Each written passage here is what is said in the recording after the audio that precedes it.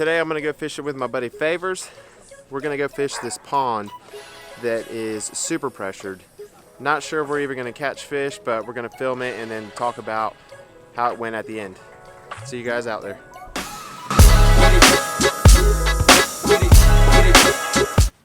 Oh, did I forget to mention, we're taking the yak.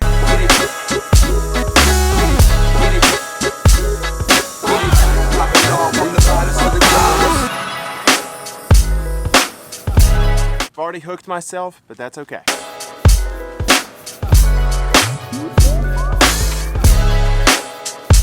Almost good to go. Almost.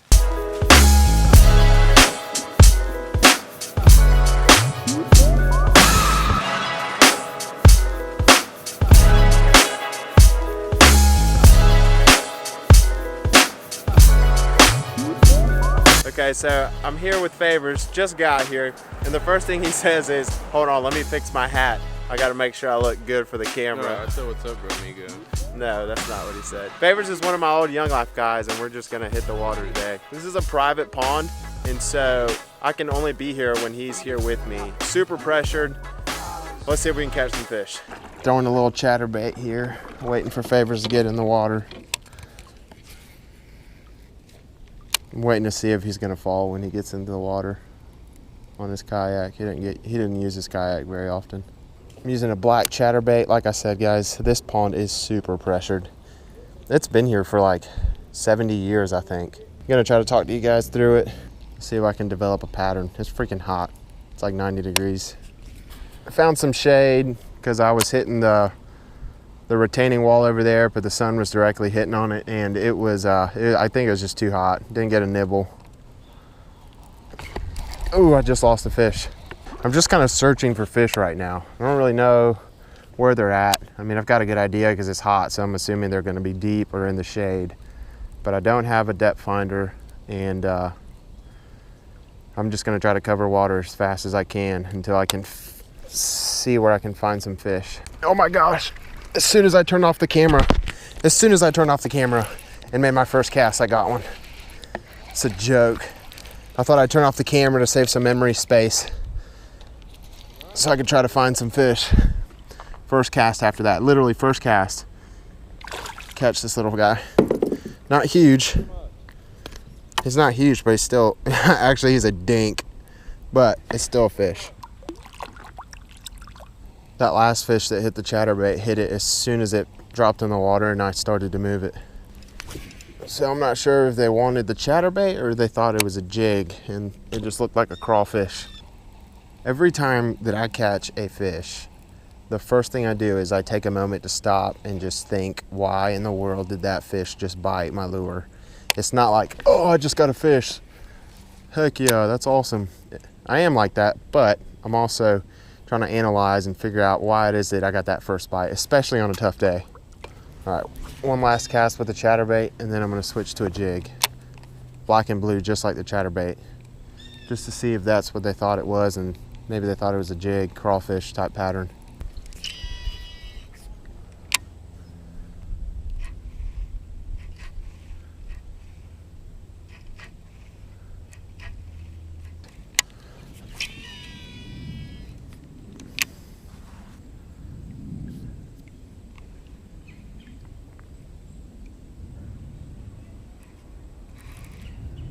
Got one. Oh my gosh, I lost it. Son of a gun, I didn't know he was on. Gosh, that sucks. Gosh. Ooh, that was a good cast. It's like right there in the shade line between the sun and where the shade starts. Come on. Okay, guys. I don't know if you can really tell on this GoPro, but ton of sun, and then this entire corner of this creek right here, this cove, I don't know what you want to call it, is completely shaded. It may not be deep, but it's shaded. The water is going to be cooler than where it's sunny everywhere else.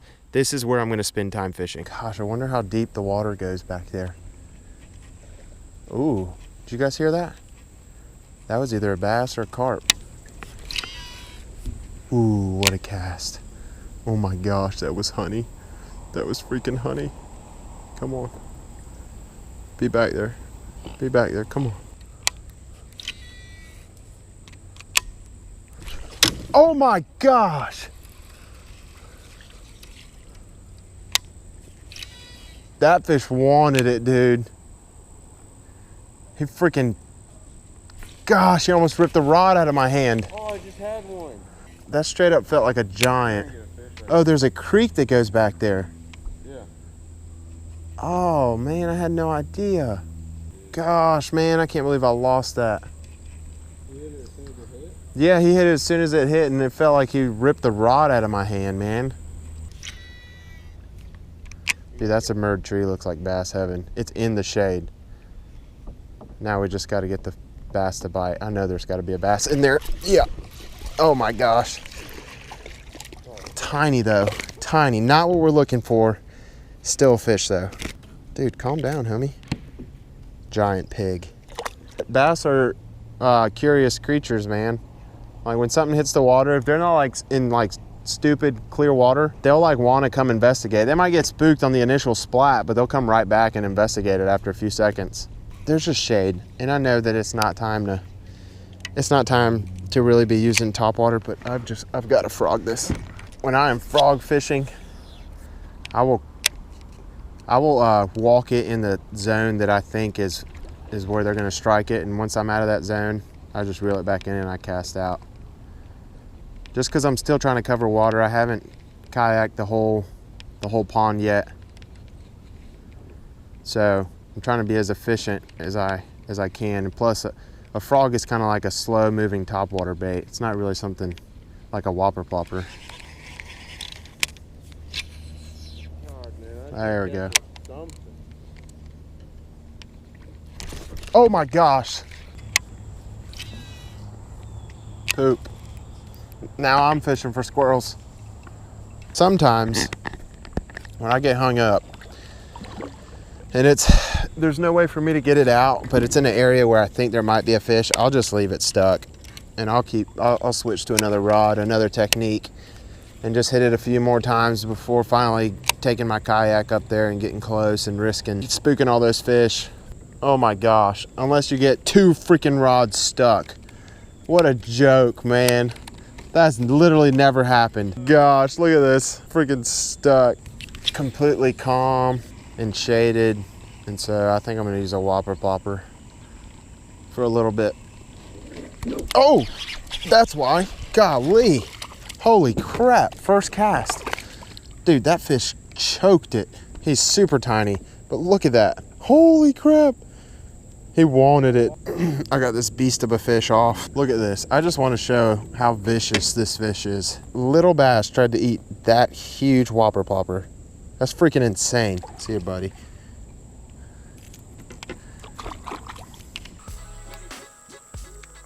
I'm not gonna lie, guys.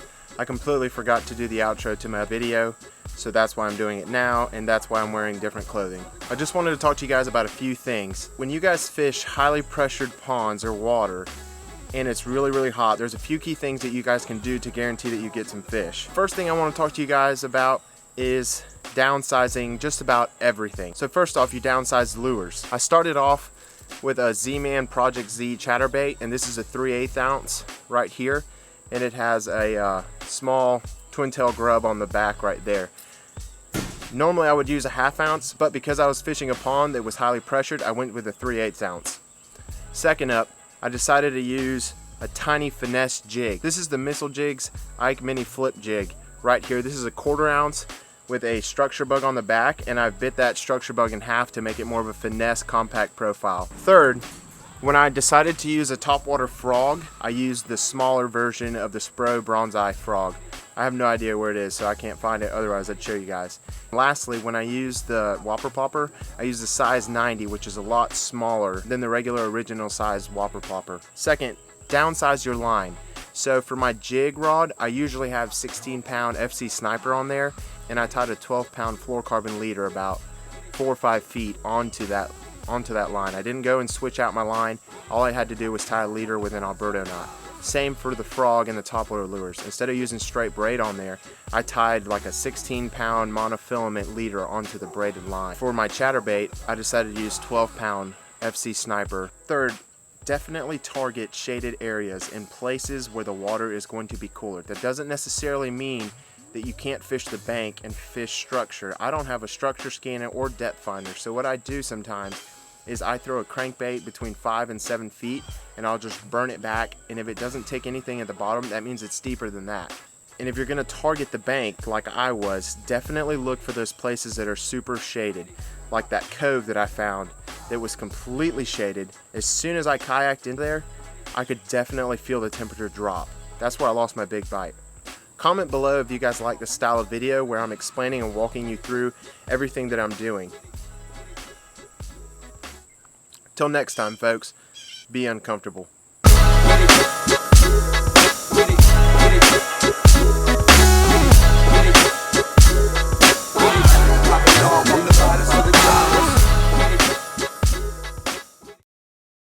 You know we're gonna catch fish even if it's a hard day because I'm wearing those.